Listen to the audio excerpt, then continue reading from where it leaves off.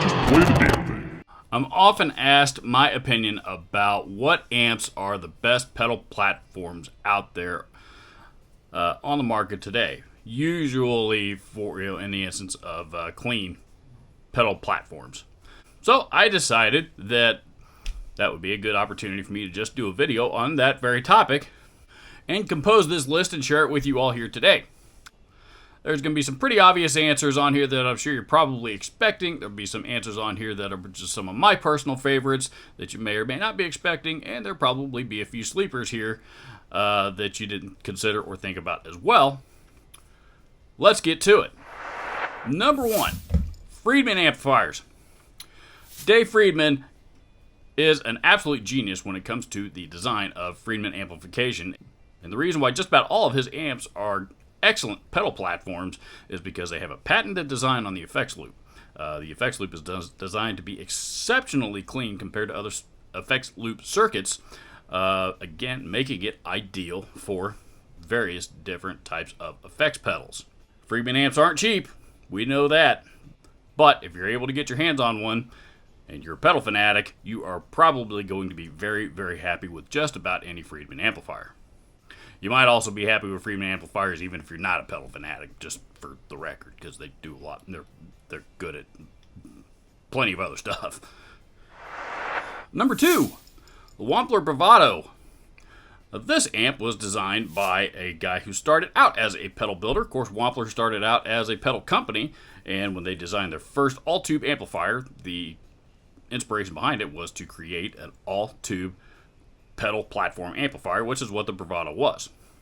Speaking of Freedman's patented effects loop circuit, Brian Wampler actually got permission from Dave Freedman himself to be able to use that same effects loop circuit in the Bravado amplifier itself. So these amps are equipped with the Freedman effects loop circuit.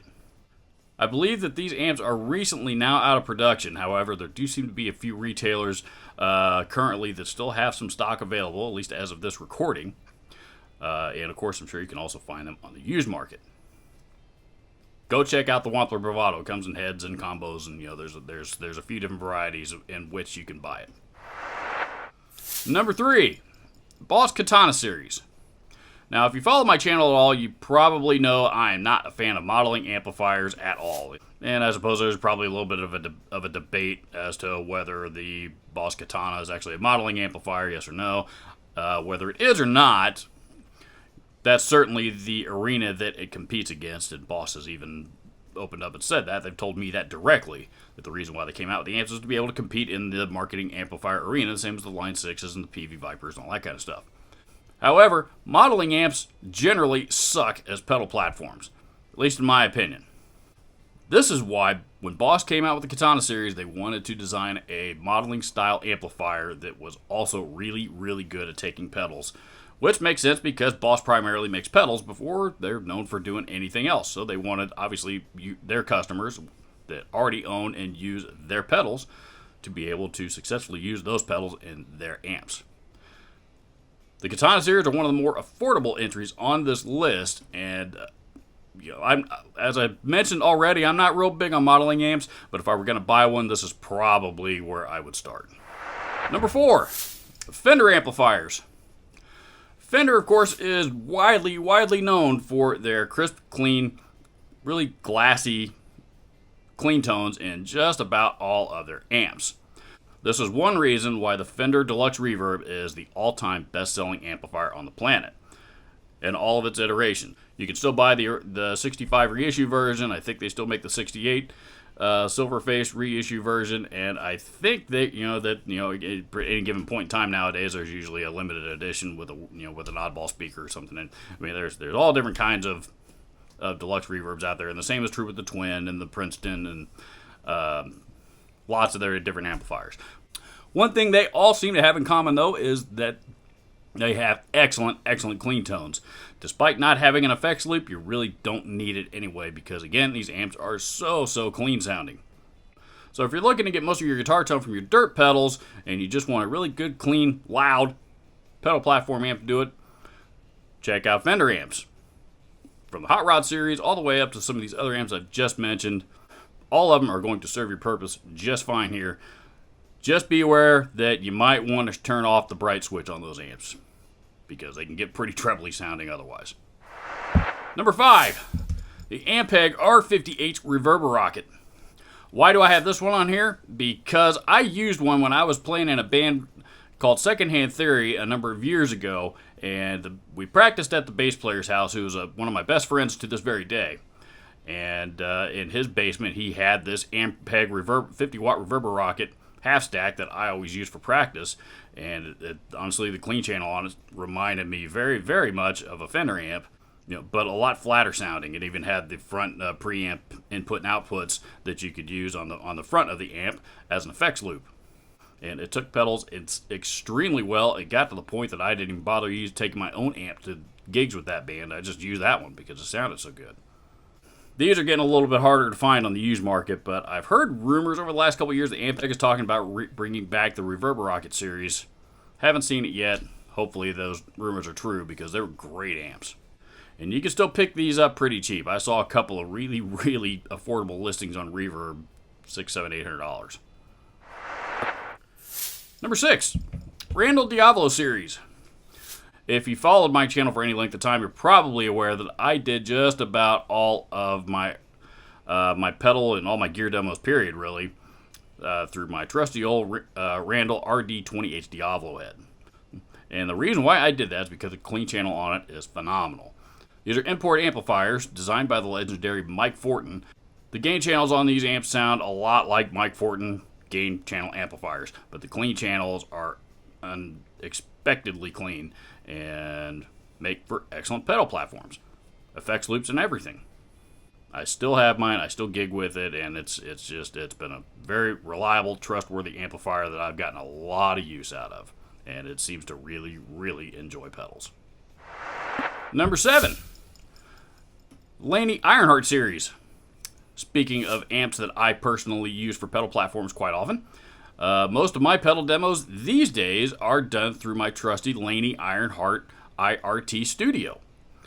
Again, I chose that amplifier not just for the studio and recording features that it has on it, of course, which there are many, and that's really what sets that amp apart from just about everything else on the market, but the clean channel on it is excellent. And I can get a good, solid, clean bass for my pedals, and in particular, my pedal demos. Just about every pedal demo I have done on this channel for the last 4 years has been through that amp, 90% of them. And the Ironheart series have been so successful for Laney that they keep expanding the line. They go all the way up to they have a 100-watt head now. They've got a 50-watt or a 60-watt, 120-watt head and a 60-watt head, I believe. They've got some smaller heads, and they've now just released a pedal version of the preamp section, I believe. Number 8, Marshall JC120 Dual Reverb. There's another amp that made this list because it's a personal favorite of mine, but one reason I have always loved the JC120 Dual Reverbs is because the rhythm channel actually cleans up really, really well and makes for a very solid pedal platform.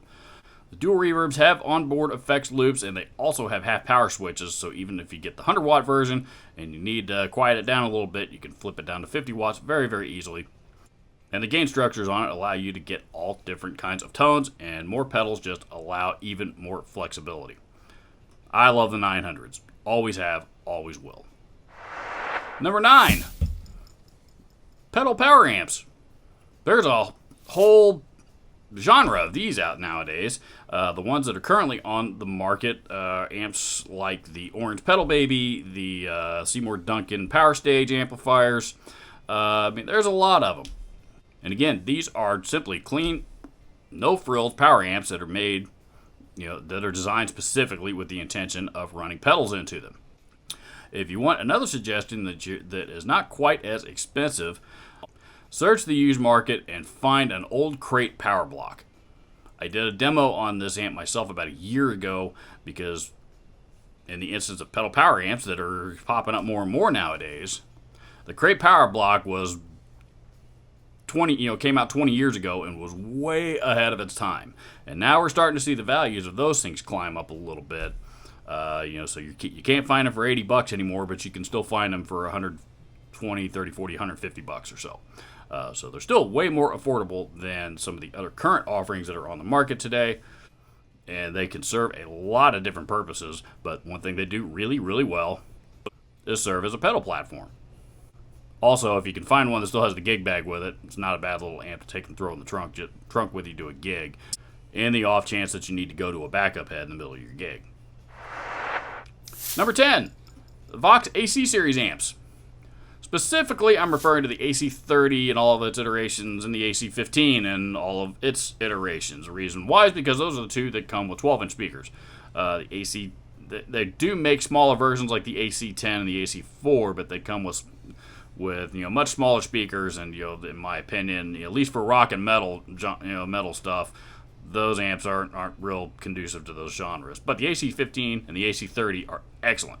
They've always been excellent pedal platforms. With that jangly clean tone that they put out, plus most of them have onboard reverb and tremolo as well. But we all know how legendary the AC50 and the AC30 are. Plus, those amps run on Class A power and at 15 and 30 watts. Doesn't sound like much, but trust me, they're ungodly loud. Number 11, the Pey Bandit. I almost forgot to include this one when I was making this list, and fortunately I remembered at the very last minute because I got a feeling I would have been castrated if I had left this one off the list, because this is still one of the most popular pedal platform amps out on the market today. These are pretty large 112 combos for what they are, and they're actually fairly beefy and heavy.